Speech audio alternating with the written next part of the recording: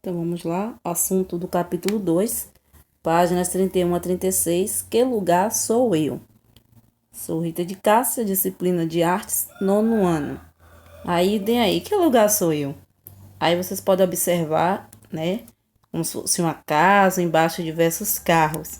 Então, ao observar essa imagem, nós podemos dizer que ela, né, na verdade, essas imagens aí é um cenário em miniatura, né, onde o autor da obra é chamado de Sérgio César, e essa obra foi realizada em 1958. E aí a gente vai poder ver que ele transforma, né, na verdade, o papelão e outros materiais que são descartados, ou seja, que são jogados fora, ele transforma tudo isso em arte, e suas obras de arte, ele tem, né, como ponto principal a tendência de mostrar a cidade. Ele chama a atenção, né, para as questões ambientais e também as questões sociais existentes dentro da nossa sociedade. Então é por isso que são chamados de um cenário de miniatura, um lugar de miniatura, né? Como vocês podem ver, são os pedacinhos, os quadradinhos, e todo esse material utilizado são materiais descartados, são os materiais que já foram jogados fora, e ele vai reutilizando e dando forma, né? Montando um novo cenário, retratando aí um ambiente social, retratando aí as questões, né, do nosso dia a dia. E aí nós vamos ver retrato dos papéis feminino, né? E aí a gente vai poder conhecer quem é essa autora, Cyd Sherman, fotógrafa, diretora do cinema norte-americana, mais conhecida por seus autorretratos conceituais, ou seja, ela própria retratava a si mesma, né? E ela na atualidade ainda trabalha em Nova York. Através de números diversos de trabalhos, Sherman levantou questões importantes e desafiadoras sobre, na verdade, o papel e a representação das mulheres na sociedade, a mídia e a natureza da criação de arte. E aí a gente vai poder observar, né, que nessas imagens aí é possível decifrar, né, a fragilidade das personagens por trás das joias, do excesso de maquiagem, da roupa e assim por diante. E na série Retrato da Sociedade, essa própria artista Cyd Sherman, ela cria figuras que não são baseadas em mulheres específicas, mas que fazem parecer, né, inteiramente familiares, como a gente pode estar observando, né, as fotos retratadas por Cyd Sherman e os papéis impostos às mulheres pela sociedade, pela mídia e pela própria arte. Nós temos aí um símbolo que identifica. E a gente vai saber que símbolo é esse, né? E a gente pode estar falando e dizendo que uma cultura ela pode escolher inúmeros símbolos para representar o mundo em que vive. Então, algumas até expressam sua identidade ao buscar imagens de elementos da natureza.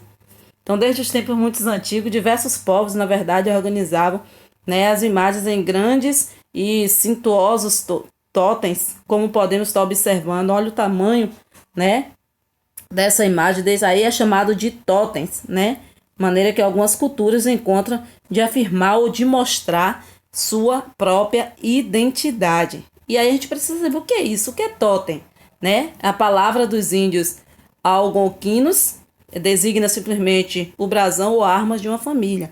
Então, a representação é a identidade mostrada através desses traços culturais, né, para representar a família. Então, o brasão, na verdade, era pintado ou cravado na maioria dos objetos usados pelos proprietários. E, na verdade, esse próprio totem é um desenho que corresponde aos emblemas, né, das nações civilizadas e que cada pessoa é autorizada a portar como prova da identidade da família a qual pertence. Então, a gente vai poder observar, né, que esse símbolo que identifica, esse símbolo que mostra, né, ele retrata a cultura, né, que para um símbolo ser escolhido, ele vem representando aí o mundo, a forma como e como as pessoas vivem. Então, ele representa, na verdade, a identidade, né, de um povo, de uma família, de um determinado lugar, de uma determinada região. E aí a gente vai conhecer um pouquinho dos instrumentos musicais de origens africana. Aí vocês têm, né, na setinha verde, é uma viola feita de cabaça, e na setinha laranja vocês têm o berimbau, né? E aí vem dizendo que o músico e pesquisador Saloma afirma que a ideia de uma identidade brasileira única, ela foi criada pelas elites econômicas dos séculos 19 e 20. E aí a gente vai poder ver, né, que esses dois instrumentos é um dos mais variados instrumentos de origem africana. E o berimbau a gente vai poder conhecer, que é também conhecido como berimbau de peito em Portugal e ungu na África. É um instrumento de corda, né?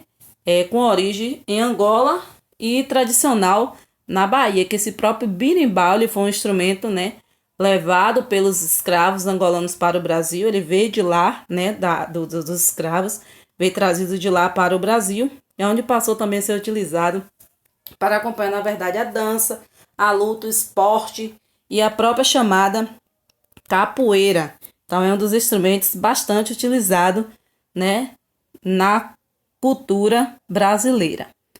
E nós temos também a viola, que ela é feita, né, feita de cabaça, né? Todos esses materiais é utilizado, né, pelos povos africanos. Então, a principal matéria-prima ela vem da natureza, né?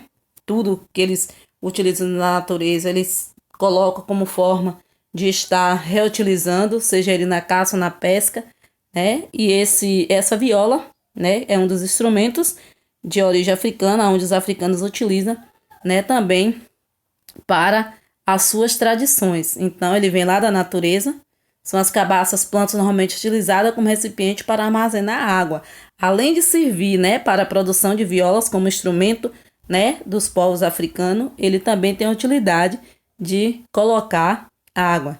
Então, para revivar essa tradição, Saloma, né, que no caso foi um dos artistas, né, um dos pesquisadores, ele diz que para buscar essa tradição, precisamos resgatar a musicalidade africana.